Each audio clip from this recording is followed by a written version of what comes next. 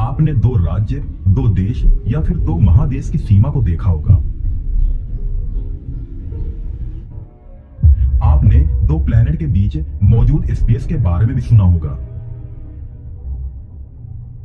लेकिन क्या आपने कभी यह इमेजिन किया है कि आखिर हमारे ब्रह्मांड की सीमा कैसी दिखती होगी? यानी कि हमारे ब्रह्मांड के अंतिम छोर पर क्या मौजूद होगा?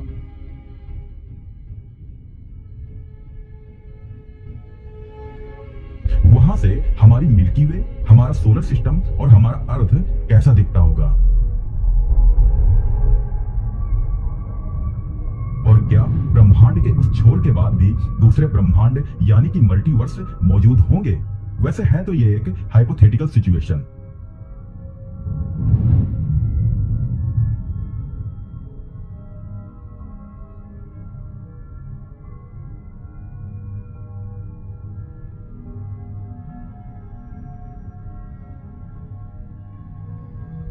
पर हम धरती पर बैठे साइंस की मदद से इस चीज की सटीक कल्पना जरूर कर सकते हैं। हम यही बैठे बैठे बस साइंस और टेक्नोलॉजी के माध्यम से ब्रह्मांड के छोर की यात्रा कर सकते हैं।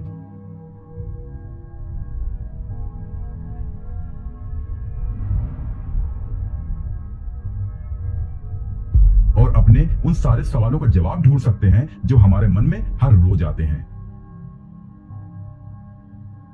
तो देर किस बात की, आइए आज के इस वीडियो में हम आपको ब्रह्मांड के आखिरी छोर तक की यात्रा पर ले जाते हैं और उन सारे सौर मंडल, गैलेक्सी और ब्रह्मांड के बारे में बताते हैं जिसके बारे में आप कब से जानने की कोशिश कर रहे हैं। वैसे तो ये यात्रा काल्पनिक होने वाली है, पर अगर आप इस वीडियो में अंत तक बने रहे तो आपको ऐसा महसूस होगा मानो आप वास्तव में अंतरिक्ष की सैर करके वापस आए हैं। तो चलिए अब इस यात्रा की शुरुआत करते हैं।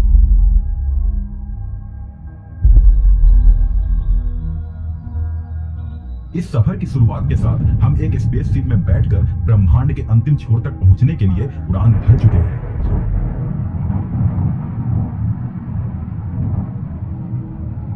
और हमारा स्पेसशिप कुछ ही देर में धरती के वायुमंडल को पार करते हुए इंटरनेशनल स्पेस स्टेशन के समीप आ पहुंचा है। इंटरनेशनल स्पेस स्टेशन, जिसे हम शॉर्ट में ISS भी कहते हैं, यह धरती से 250 माइल्स की दूरी पर स्थित मानव निर्मित सबसे बड़ी संरचना है, जो कि 8 किलोमीटर प्रति सेकंड की रफ्तार से हर 90 मिनट में पृथ्वी का एक चक्कर लगा लेती है। और अभी इसमें कुल 15 देशों के कंबाइंड स्पेस स्टेशन मौजूद हैं। आइए अब हम अपने स्पेस क्राफ्ट को ISS से ऊपर लेकर चलते हैं। अब जो आपको ये मशीन से जैसी आकृतियां अर्थ के चक्कर लगाती हुई दिखाई दे रही हैं, ये सारे वो आर्टिफिशियल सैटेलाइट्स हैं जो कि धरती पर मौजूद सैकड़ों देशों ने अपनी सहूलियत के लिए धरती के ऊपर भेजा हुआ है। और ऑफिशियल डेटा की माने तो वर्तमान में इनकी संख्या 7000 से लेकर 7700 के आसपास है। और इसलिए ये कहना गलत नहीं होगा कि इन मैन मेड सैटेलाइट्स का अर्थ के चारों ओर एक जाल सा बिछा हुआ है।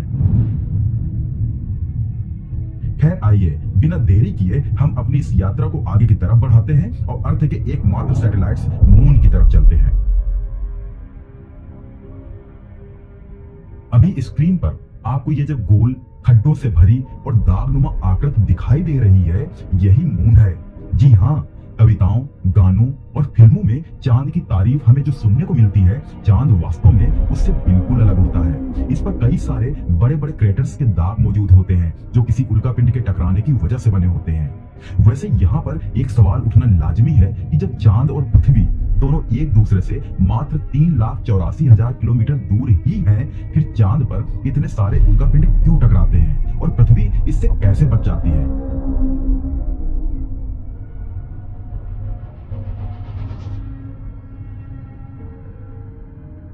दोस्तों, इसका कारण धरती का घना और मोटा वायुमंडल है जो कि किसी भी उल्कापिंड को उसकी तरफ बढ़ने से रोकने के लिए उसे फ्रिक्शंस के द्वारा जला देता है और पृथ्वी की सतह तक पहुंचते पहुंचते बस उसकी राख ही बच जाती है। और वहीं दूसरी तरफ चांद पर वायुमंडल ना के बराबर या यूं कह ले है ही नहीं। अब इससे पहले कि हम अपने स्पेसशिप को मून से दूर ले जाएं, आइए हम आपको यहाँ से हमारी पृथ्वी का वो खूबसूरत नजारा दिखाते हैं।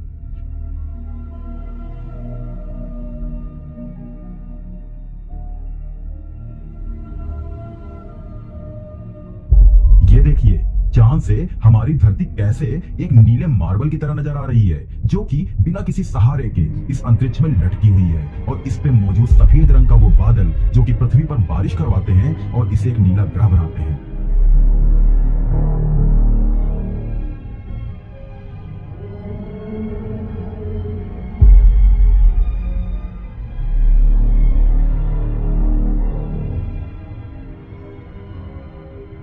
अब हम अपने यान को पृथ्वी से करोड़ों किलोमीटर से दूर ले जा रहे हैं, और जैसे जैसे हम इससे दूर जा रहे हैं, हमारी पृथ्वी साइज में एक छोटे से डॉट की तरह नजर आने लगी है।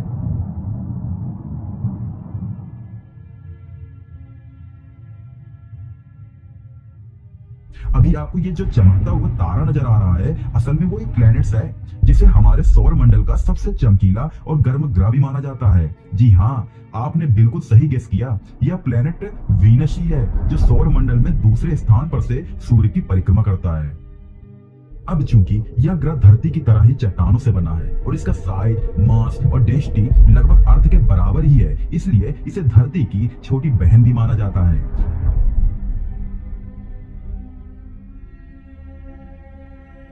हालांकि इस ग्रह पर परिस्थितियां पृथ्वी के बिल्कुल विपरीत हैं। इस पर वातावरण किसी नरक से कम नहीं है। यहाँ अक्सर अम्ल की वर्षा होती है और इसका तापमान भी 465 डिग्री सेल्सियस होता है। वीनस का सबसे गर्म होने की वजह इसका वायुमंडल है, जहाँ सबसे ज्यादा ग्रीन हाउस इफेक्ट होता है, जिससे यहाँ हमेशा ग्लोबल वार्मिंग जैसी परिस्थितियां बनी रहती हैं।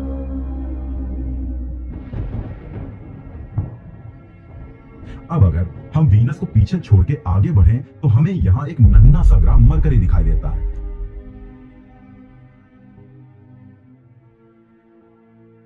जो कि साइज में हमारे मून से थोड़ा ही बड़ा है। यह सूरज के समीप करीबी ग्रह होने के साथ साथ सोलर सिस्टम का सबसे छोटा ग्रह भी है। अब चूंकि यह सूरज का सबसे करीबी ग्रह है, तो इसका साइड इफेक्ट भी हमें इस ग्रह पर नजर आता है। रात के वक्त मरकरी का तापमान 170 डिग्री सेल्सियस से भी नीचे चला जाता है, और वहीं सुबह के वक्त इसका तापमान 400 डिग्री सेल्सियस से भी ज्यादा हो जाता है।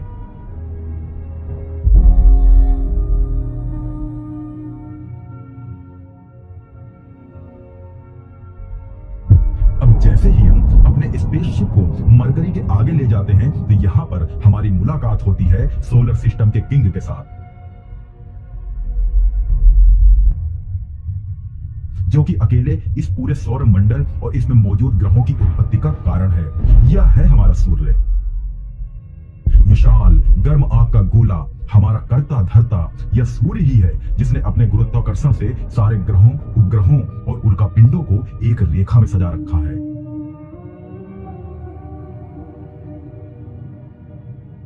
यही धरती पर पल रहे जीवन का कारण है, और यही धरती पर बदलने वाले मौसम की वजह भी।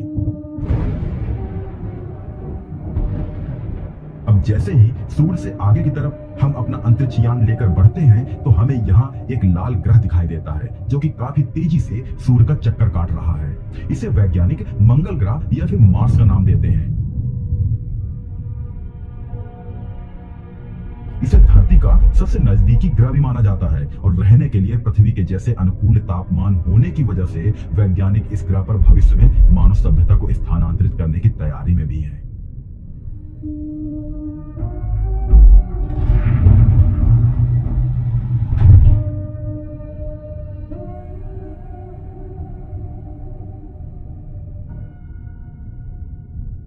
वैज्ञानिक तो ये तक मानते हैं कि एक समय पर मंगल पर भी धरती की तरह जीवन पनपने की शुरुआत हो चुकी थी, और यहाँ पर एक्वाटिक लाइफ की शुरुआत भी हो गई थी, लेकिन किसी आसमानी आपदा की वजह से ये कभी धरती जितना इवैल्यूएट नहीं हो पाई, और धीरे धीरे इस पर से इनका खात्मा हो गया। अब जब हम मंगल तक आ ही पहुंचे हैं, तो यहाँ से मुड़ के आइए हम एक बार अपनी प्यारी पृथ्वी को ढूंढने की कोशिश करते हैं। अभी स्क्रीन पर आपको ये डॉट जैसा स्टार नजर आ रहा होगा। ये है मंगल से दिखने वाली हमारी प्यारी सी धरती। ठीक जिस तरह धरती से मंगल एक तारे की तरह नजर आता है, उसी तरह मंगल से हमारी पृथ्वी एक डॉट जैसे तारे के अलावा कुछ भी नजर नहीं आती है। और यही चीज हमें यह एहसास दिलाती है कि बस इस छोटे से सोलर सिस्टम में हमारा अस्तित्व एक डॉट मात्र है। तो फिर इस ब्रह्मांड में तो हम एक एटम के बराबर भी नहीं होंगे। खैर, इसका पता तो हमें वीडियो के अंत में चलेगा। आइए अब अपने इस सफर को आगे बढ़ाते हैं और अपने यान को आगे जुपिटर की तरफ ले चलते हैं, जो कि सोलर सिस्टम में मौजूद एक गैस जियांट है। पर ये क्या, ये इतने सारे चट्टान इस बीच रास्ते में कहां से आ गए? हमें लगता है कि हम अभी मार्स और जुपिटर के बीच मौजूद एस्टेरॉयड बेल्ट से गुजर रहे हैं, जहां सोलर सिस्टम की ज्यादातर चट्टानें सूरज का चक्कर लगाती हैं। वैज्ञानिक ये भी मानते हैं कि ये चट्टानें अपने अंदर भारी मात्रा में पानी जमा करके रखती हैं।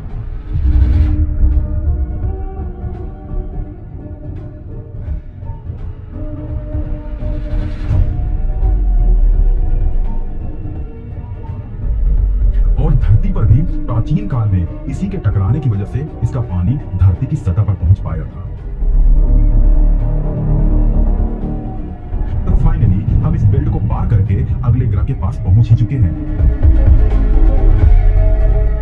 अभी आपको ये जो विशाल ग्रह नजर आ रहा है, ये बस गैस से बना हुआ एक विशाल ग्रह है, जहां धरती जैसी कोई सॉलिड सरफेस मौजूद ही नहीं है। यानी कि अगर भविष्य में कभी धरतीवासी इस पर लैंड करने की कोशिश करेंगे तो ये इसकी गहराई में गिरते ही चले जाएंगे। वैसे जुपिटर अपने ऊपर उठने वाले भयंकर तूफान के लिए काफी प्रसिद्ध है, और अगर आप ध्यान से देखेंगे तो इसमें आपको जो एक बड़ा सा रेड कलर का धब्बा दिख रहा है, वो यहाँ से उठने वाला तूफान ही है, जो न जाने कितने वर्षों से यहाँ उठ रहा है। अब हम अपने इस सफर को तेज करते हुए अगले प्लेनेट के पास आ पहुंचे हैं, और हमें यह बताने की जरूरत नहीं है कि यह ग्रह कौन सा है। जी हाँ, यह क्वीन सा प्लेनेट कही जाने वाली प्लेनेट सैटर्न ही है, जो कि अपने खूबसूरत रिंग्स की वजह से पूरे सोलर सिस्टम में काफी प्रसिद्ध है। अभी जो आकाशीय पिंड आपको नजर आ रहा है, ये कोई ग्रह नहीं बल्कि एक उपग्रह है। दरअसल ये सैटर्न का उपग्रह टाइटन है, जहां पृथ्वी जैसी ही हवा, पानी और वायुमंडल मौजूद है। यहाँ तक कि यहाँ पृथ्वी की तरह मौसम में भी बदलाव होता है, और इसलिए वैज्ञानिक यह मानते भी हैं कि हो न हो भविष्य में हम मनुष्य इस ग्रह पर बस सकते हैं।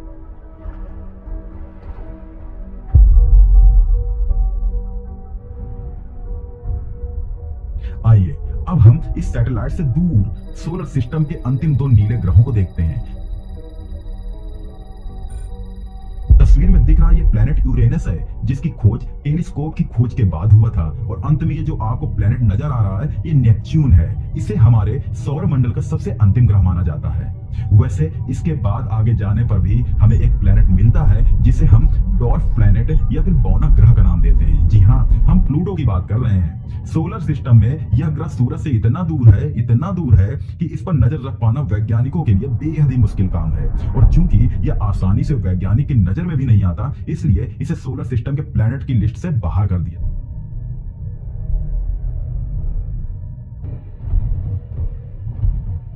जैसे जैसे हम इंटरस्टेलर स्पेस की तरफ बढ़ रहे हैं, हमें स्पेस बिल्कुल खाली नजर आ रहा है। अभी हम अपने सूर्य से तकरीबन 13 बिलियन किलोमीटर दूर हैं, और यह जो आकाशीय पिंड आपको नजर आ रहा है, वो है सेडना 90377। यह बौना ग्रह इतनी दूर पर से भी सूर्य का चक्कर लगाता है। इसकी खोज साल 2003 में वैज्ञानिकों द्वारा की गई थी, और यह सूरज का एक चक्कर लगाने में 10,000 साल का वक्त लेता है। इस ग्रह को पार करने के बाद फाइनली अब हम इंटरस्टेलर स्पेस पे पहुंच चुके हैं। और ये देखिए, यहाँ हमारी मुलाकात इससे हुई है। वायेजर 1 आज तक में पृथ्वी में सबसे दूर भेजी गई और इंटरस्टेलर में पहुंची सबसे पहली ऑब्जेक्ट है। यह हमारी पृथ्वी से तकरीबन 19 अरब किलोमीटर दूर जा चुका है, और यह 61,000 किलोमीटर प्रति घंटा की रफ्तार से हमारे सोलर सिस्टम से और दूर जाता ही जा रहा है। पर आज हम इसे भी पीछे छोड़कर इंटरस्टेलर स्पेस को पार करने वाले हैं। पर आइए, इससे पहले हम आपको इतने अरब किलोमीटर की दूरी से सूरज की तस्वीर तो दिखा दें। ये जो आपको आम सा एक छोटा सा तारा एक डार्ट की तरह नजर आ रहा है, यह हमारा सूर्य है, जो इंटरस्टेलर स्पेस से बस एक डॉट मात्र नजर आ रहा है। इसी से आप इस बात का अंदाजा लगा सकते हैं कि यहाँ से हमारी पृथ्वी कैसी नजर आएगी, या फिर नजर आएगी भी या नहीं। फाइनली हम इस विशाल का इंटरस्टेलर स्पेस को पार करके अपने सबसे नजदीकी तारामंडल में पहुंच चुके हैं। यहाँ पर हमारे सूरज की रोशनी को पहुंचने में तकरीबन 4 साल का वक्त लगता है, और यह है एल्फा सेंचुरी।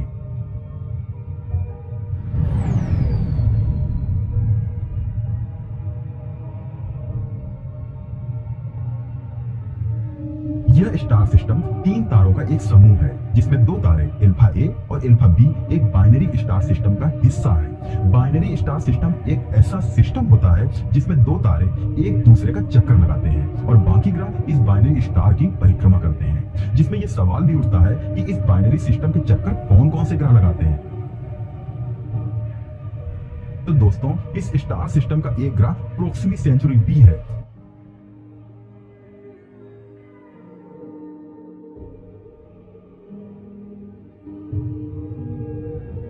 जहां वैज्ञानिक एलियन लाइफ के होने की कल्पना करते हैं। उनके अनुसार प्रोक्सिमी सेंचुरी बी पृथ्वी की तरह ही एक हैबिटेबल प्लेनेट है और इसलिए इसकी पॉसिबिलिटी काफी हाई है कि इस प्लेनेट पर लाइफ कोई ना कोई फॉर्म में मौजूद जरूर है। आइए अब हम इस स्टार सिस्टम से आगे अपने सफर को बढ़ाते हैं। दोस्तों, अभी हम पृथ्वी से तकरीबन 10 प्रकाश वर्ष दूर आ चुके हैं और अभी आपको जो सामने नजर आ रहा है ये एक बेबी स्टार सिस्टम है, यानी कि इस पूरे सिस्टम का जन्म ही अभी हुआ है और इसका स्टार अभी अपने इनिशियल फेज में ही है। यहाँ पर अभी तक ग्रहों की उत्पत्ति भी नहीं हुई है और ऐसा होने में अभी कई अरब साल का समय बचा है। जी हाँ, हमारे लिए भले ही अरब साल एक लंबा समय हो सकता है, पर ब्रह्मांड के रिस्पेक्ट में ये समय कुछ घंटों के बराबर भी नहीं है। आइए अब हम इस बेबी स्टार सिस्टम को पार करते हुए आगे बढ़ते हैं।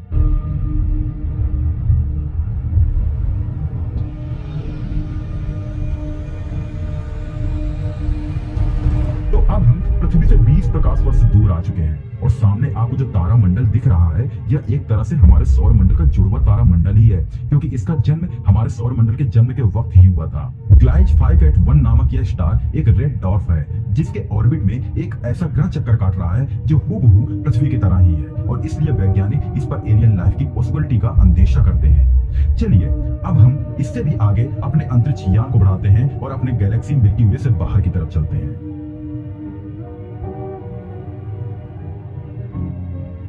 ये देखिए, अभी आपको जो गैलेक्सी नजर आ रही है यह मिल्की वे ही है, जहां हम सभी एक एटम से भी छोटे ग्रह पर रहते हैं और यहाँ से तो हमारा ग्रह छोड़िए, हमारे सूर्य का भी नामो निशान नजर नहीं आ रहा है।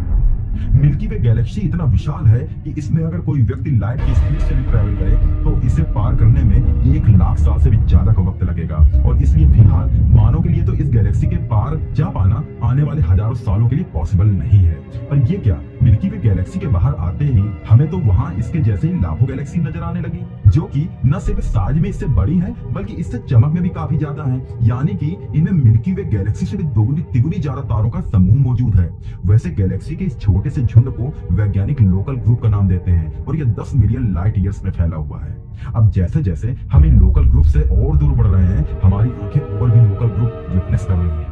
यहाँ ऐसे लाखों करोड़ों गैलेक्सीज के लोकल ग्रुप्स मौजूद हैं जिन्हें एक साथ मिला के वायरगो सुपर क्लस्टर का निर्माण हो रहा है। अब जैसे ही हम इस वायरगो सुपर क्लस्टर से दूर जा रहे हैं, हमें इन वायरगो सुपर क्लस्टर का भी ग्रुप नजर आ रहा है जिसे वैज्ञानिक लैनियाकी सुपर क्लस्टर का नाम देते हैं। यह सुपर क्लस्टर न जाने कितने अरबों लाइट ईयर में फैला हुआ है। दोस्तों, अभी हम अपनी धरती से इतनी दूर आ चुके हैं कि यहाँ से हमें अपना सूरज तो छोड़िए, हमारा वायरगो सुपर क्लस्टर भी एक डॉट के समान नजर आ रहा है। हम एक तरह से जन्नत में पहुंच चुके हैं। यह एक ऐसी जगह है जहां इंसान कभी 1 लाख बार जन्म लेकर भी नहीं पहुंच पाएगा, पर अभी भी हम अपने यूनिवर्स के छोर पर नहीं पहुंचे हैं। इसके लिए हमें इस लैनियाकी सुपर क्लस्टर से दूर जाना होगा। अब हम इस लैनियाकी सुपर क्लस्टर से लाइट की स्पीड से दूर जा रहे हैं और फाइनली अब हम इस लैनियाकी सुपर क्लस्टर के ग्रुप के बाहर आ चुके हैं, जो कि हमारा ऑब्जर्वेबल यूनिवर्स है।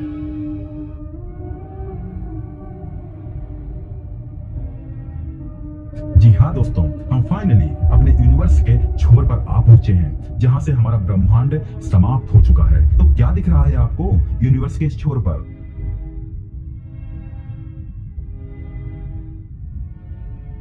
यहाँ बाकी अन्य ब्रह्मांड मौजूद हैं जिसे हम मल्टी यूनिवर्स का नाम देते हैं। हमारे ब्रह्मांड जैसे ही कई सारे ब्रह्मांड इस विशालकाय अंतरिक्ष में मौजूद हैं, जिसके बारे में हमारी नॉलेज बिल्कुल जीरो है।